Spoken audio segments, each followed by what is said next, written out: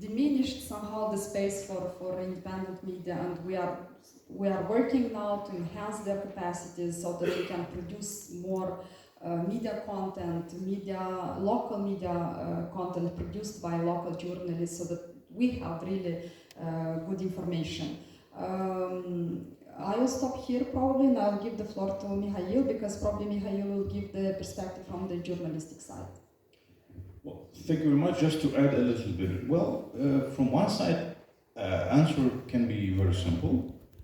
From the other side, not really. The simple answer is that why Russia is succeeding, and why Russia is succeeding in Gagauzia in particular, and not only in Gagauzia, but among the Russian-speaking community of the Republic of Moldova, and the Russian-speaking community of the Republic of Moldova is much bigger than Gagauzia, yeah, for example. It includes also, by the way, Ukrainians, which are living in the north of the Republic of Moldova. They consider themselves as Russian speakers. Bulgarians, which are also living in the south of the Republic of Moldova. So it's a community about 20-25% maybe. Yeah? And why Russia is succeeding, again coming back to Gagauzia. Well, first of all, because almost 25 or 30 years, the people that believe in democracy think that everybody believes in democracy. But unfortunately, there are some parts that not really believe in democracy, and they share the idea of Vladimir Putin that the collapse of the Soviet Union was the greatest geopolitical catastrophe in the world. And all these years they wanted a revenge, maybe, yeah, Russia was supplying them with this kind of sentiment. For example, if we talk about Gagauzia, all 30 years after the independence of the Republic of Moldova, Gagauz community lived under the influence of Russian propaganda. So there was a Soviet propaganda, there was a collapse of the Soviet Union, and people were still watching Russian television. And they were transforming, and their opinion was transforming together with the transformation of the Russian propaganda. And they were absorbing all these ideas, all these messages, all these narratives that the Russian propaganda was sending. And they were feeding the Gagauz community, and not only Gagauz community, Russian-speaking community, with different kind of content. With the news content, political content, talk shows, entertainment, divertisement, and so on and so forth. And since 2014, we can see how Russia weaponized the divertisement as well, yeah, entertainment. So you see the entertainment talk shows, and you see how the certain narratives in jokes and so on and so forth are promoted there. And people were absorbing everything. And we now understand that the television is a very expensive toy, right? It requires a lot of resources. And we see how much Russia is investing in television and propaganda and production of content. Only Russia today, 5 years ago, got 80 milliards of rubles, yeah, which is enormous amount of money. It's only Russia today. So, and on the other side, the Republic of Moldova, unfortunately, these 30 years did not fill this space with its own television, with its own narratives. So actually, the Gagauz community was left at the disposal of Russian Federation, Russian propaganda. Again, so in order to have a successful television, first of all, you need to produce a lot of content, and this content should be very much qualitative, which is very expensive. Yeah, and we lost these 30 years. Russia already formed the priorities of the people, formed the taste of the people, what kind of content to consume, and now it will be very much difficult. So Ukrainian example, starting from 2014, they started very decisively to fight with Russian propaganda. They just cut the Russian television, and they cut the Russian social media. And we see that it helped to consolidate Ukrainian society in 10 years from 2014 till 2020. So, and we need to think what will be the solution in the Republic of Moldova. But again, today we still have a situation when in Gagauzia, Russian propaganda is broadcasting, although part of the Russian news shows and political talk shows are prohibited, but they are still broadcasting in Gagauzia.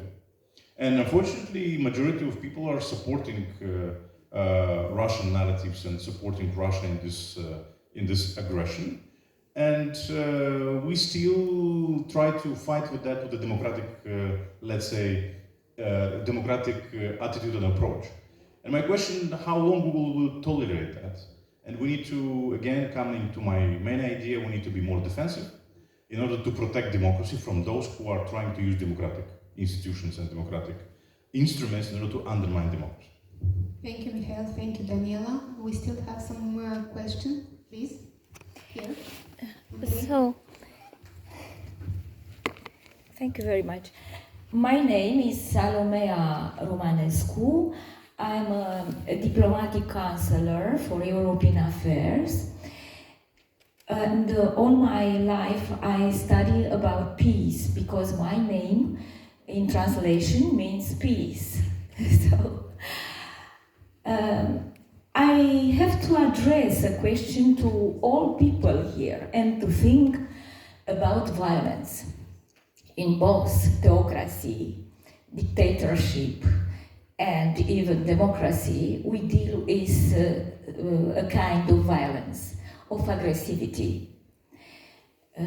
Just look in Czech Republic, the attempt against the Prime Minister. And the cause, we have to address the root of the causes of this violence. I mean, the polarization, not polarity of international system, but polarization means many poor people and a small amount of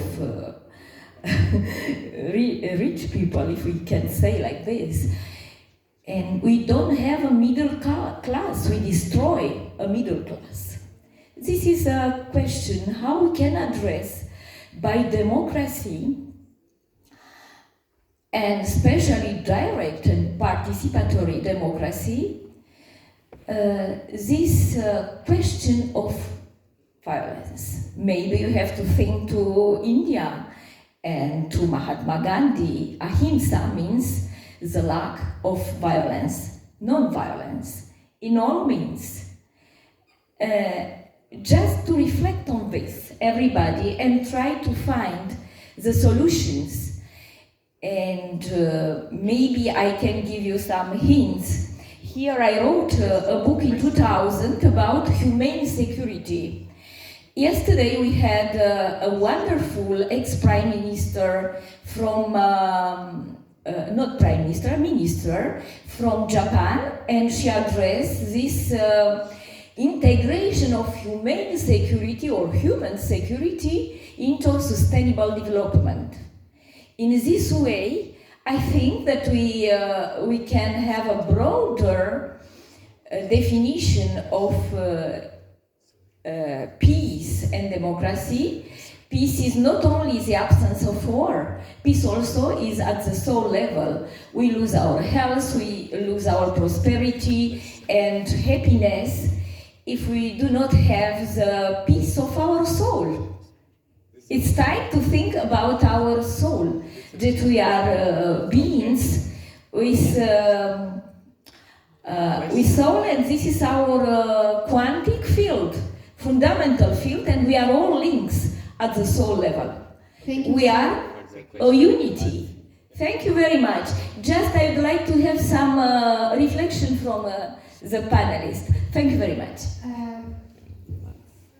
Thank you. I will have a reflection on this because I'm also somehow thinking a lot about peace and about war and about what is happening in our region at least. I had some discussions several years ago with my Swedish colleagues in Moldova, and we discussed a lot about peace in general before the Russia invaded Ukraine. And I got the feeling at that moment that we are quite living in a comfortable zone, not thinking about war. Because as I mentioned a yes, little bit yes. before. So I think that we are taking democracy as granted, and this is not already the case. I think all over the places in the world. And we need to educate ourselves in a new way, because we have artificial intelligence, because we have different very complicated and sophisticated propaganda tools. We have polarization, and we have a lot of conflicts between people, and I think this is the point to be addressed. And this is all linked to peace, and this is all linked to human security, and this is all linked to our world in general. I'm not speaking here about Moldova or Ukraine. It's a complex worldwide situation that we need to sit down all together and think more, because we have a lot of challenges to be addressed. So education would be the key. Thank you, Daniela. We can have one more question. Andrei, here. Here, yes. Hi, I'm Sophie Baratio from Switzerland. I have a question to Mikhail. I don't know if it is a good idea, but I'm trying to find solution against propaganda.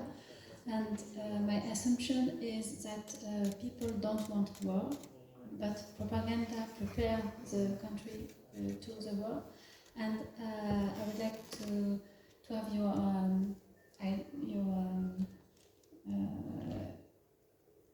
so the idea is that possible that a network of people sharing testimony from all countries, testimonies about their life and what they think, could be a good tool against propaganda.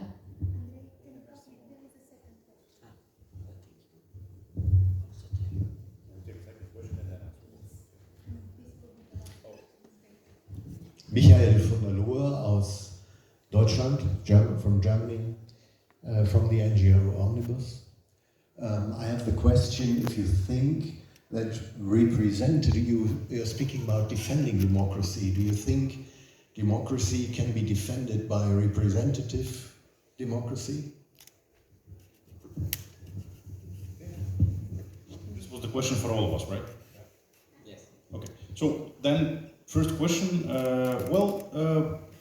of course, it can be the solution. So to share our testimonies and to share our, let's say, views on democracy. And now we have a, let's say, struggle in the Republic of Moldova, discussion, I don't know, yeah? So we will talk more about, let's say, that the European Union is good and the European Union is much better than, let's say, the system that is promoting Russia, then the freedom is better than non-freedom, yeah, like was the saying of Dmitry Medvedev, yeah, so semi-president of Russian Federation at once, right? But the problem is that you are right. Propaganda was preparing the people for the war, and Russian propaganda, unfortunately, was preparing it for the long time, and we, for the long time, were not reacting to it. Everybody was thinking that actually, that's not serious. I mean, he's a rational guy. I mean, Putin. He would not start the war. Why should he start the war? Everything is good. There is a trade. He's selling gas to Europe. Europe is paying money for it. Actually, yeah. So why should he start the war? But he started the war. So I think that we cannot explain all these things with some rational things. So there is something. He started the war. He prepared the society. First, he started to depoliticize the people, so actually starting the people to not interested with the politics at all, and I think it's the most dangerous thing, when the society is depoliticized, when the society is not interested with the politics. So which means that actually people are not interested, people are not engaged, and then there comes the moment when he starts to mobilize the people, yeah, for the war, usually, what he started to do. Same with the Belarus, yeah, so he depoliticized the people. People are not interested with the politics at all, and and he can do whatever he wants.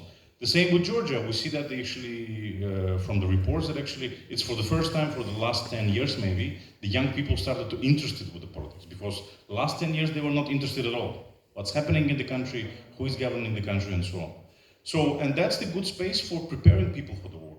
And unfortunately, again, yeah, we were asleep a little bit, too relaxed, and he was preparing the communities not only inside the country, but also outside the Russia, including in the Republic of Moldova, that are actually looking to Russia for that war. And now we see that you have a big amount of people, at least 23%, I guess, according to the polls in the Republic of Moldova, that's supporting the Russian aggression against Ukraine. And because we were not active, because we were not fighting back, because we were thinking that it's not serious, but it's all of a sudden became serious. and now we need to deal with it. Thank you, Mihail. Yeah, just to address about the human stories, I think this is a good idea.